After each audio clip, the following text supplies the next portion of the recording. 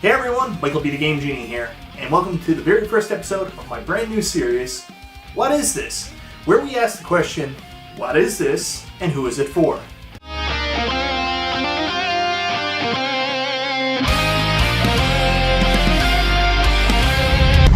Today, we're going to be taking a look at the Arcade1Up plug-and-play systems. In fact, we don't even really know the name for them yet, but if you guys watch Cool Toy, he did a video on one here the other day, and he showed the picture of the brand new megaman controller, and it also has like a system that's housed that goes into the TV. Apparently, Cool Toy dug this up through the FCC trademark websites. You got all the information on Arcade1Up's new plug-and-play system that are coming out, and yeah, this is a thing that's coming out apparently. Anyways, I've actually been following this for quite a long time. You guys know I'm a huge fan of Retro Ralph, and I watch all of, Arcade1Up CES coverage. I'm a huge fan of their stuff, so when all the CES coverage from last year came out, I watched it like crazy. One of the things that didn't really appeal to me, and kind of stuck it as a sore thumb for the company, was the plug-and-play controller console. Back at the time, I believe it was just going to be an HDMI dongle and then the console. They had 4 different ones. So if we can go back to that footage for a second, Ralph actually interviewed David McIntosh, and he talked about why they were doing it.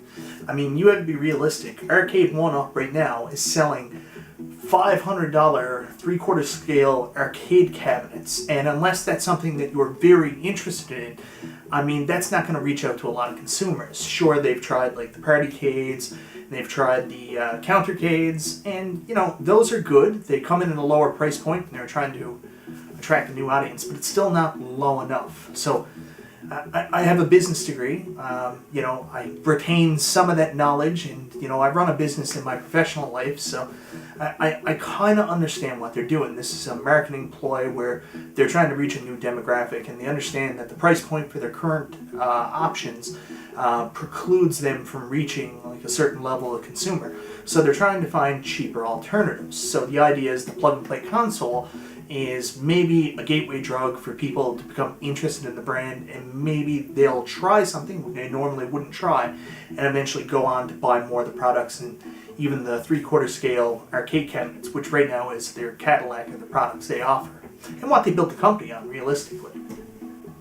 Going back to Cool Toy's video now, since the CS video, this plug-and-play has changed considerably. They've changed the controller. The controller was originally shaped like a Sega Saturn controller or the Genesis 6-button controller, take your pick. It was kind of an in-between of those.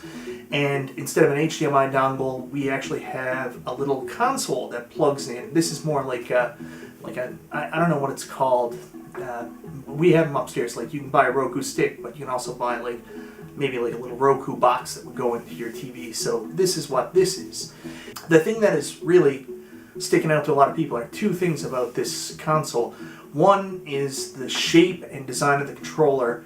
It looks really bad. It looks like a giant boomerang now, and I mean, I don't know how comfortable that'll be. I also have question about how good the control pad actually is. They're putting console games on some of these, like I've seen the Mega Man one, and I mean, playing a console game, you need your D-pad to be pretty good. Like, even really good ones, like I have a lot of the 8-bit stuff, and I still find that when I'm trying to press down, I end up not pressing down and going forward. So, I mean, there's a lot of really precise movements you gotta make with these controls to really play retro console games right. So I'm a little concerned about the D-pad, the feel of the controller and the buttons. I don't know how good it's gonna be. Another thing that's really sticking out to people right now with this plug-and-play console type thing that Arcade1Up is trying to release is the fact that it looks like games can be added to it, and a lot of people are jumping to conclusions saying, oh my god, that you can mod and put games on it. Well, that wouldn't necessarily be such a bad thing for Arcade1Up to do if they're trying to sell like a little, micro system or a plug-and-play system, because that seems to be the big thing. Anybody that's buying these NES Classics, Sega Genesis Classic, the TurboGrafx-16 Classic, PlayStation Classic, the first thing that anybody asks is, can it be modded and can I put my own games on it? So the ability to put stuff on one of these, plug-and-play consoles is kind of a must in order to sell it. I mean, you look at my buddy Ristalgia. Ristalgia's made a career making videos about how to add stuff to the PlayStation Classic. So there's, there's a demand to have a plug-and-play console that you can add your own ROMs to. But to me, I find that really strange because that goes against everything that Arcade1Up stands for. And I think maybe we've got some early information and people jump into conclusions. Realistically, I think this thing might be a little system in itself. And I think that the extra games that can be added to it through an SD card, I think that's going to be proprietary. I think maybe you might have a controller like that looks like Mega Man, but it's just going to be a base system, and then you can buy additional cartridges to go in with proprietary technology to prevent sideloading. I mean, that makes more sense for Arcade1Up to do. So let's go back to what this is. I've kind of picked it apart. I've been extremely critical of the design and the side-loading nature, but let's talk about why they're doing this. So I mentioned already that they're trying to attract a new user base. How much is this thing going to be? I don't know. I mean, you look at the PlayStation Classic. Say that people are going to buy this because it's a machine that they can side-load games on and it's a way to play games. You look at the PlayStation Classic.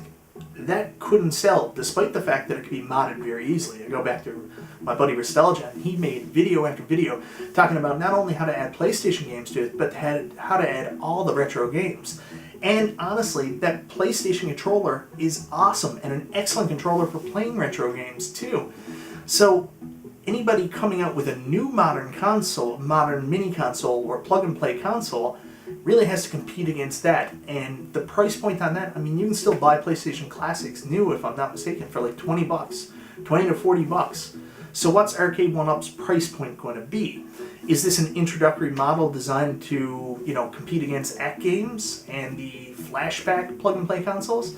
They only sell for 10, 20 bucks, so maybe there's a market for it, but I don't know. I think they said the price point was somewhere around, $30 to $50. I'd have to go back and watch the video again. I'm concerned. I don't know if that's something people will buy, but then again, I've seen other stuff they've put out, and I said, I don't know if anybody would buy it, and then I end up buying it myself, so I don't know. I'm not an expert on that. The other thing that strikes me really funny with that is I think this is kind of going against really what Arcade1Up could do to be successful. Arcade1Up, I mean, it's right in your name, arcade. But yet here we are porting console games home. I think you should have took a page out of what your competitors are doing currently. You look at ACT games with the Legends Gamer, the home console base, and I know everybody's already seen these with Pandora boxes, the Capcom Fight Stick, but Arcade1Up has a unique opportunity to do something very different. They could actually come out with one of these, somewhere between 50 and 100 bucks, that actually is based solely on the game. So we have our control panels on our Arcade1Ups.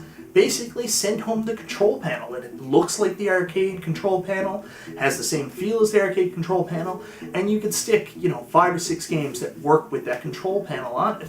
You sell that, and that's a plug and play into the TV. That fits what you're currently doing. It opens up that price point that you want to get to bring in people that normally wouldn't play it. I think that was the right move. That's what I would have done instead of these plug and play consoles. But then again, I'm not running a multi-million-dollar business that sold 1 million cabs. Obviously, you know what you're doing, and I'm splitting it apart.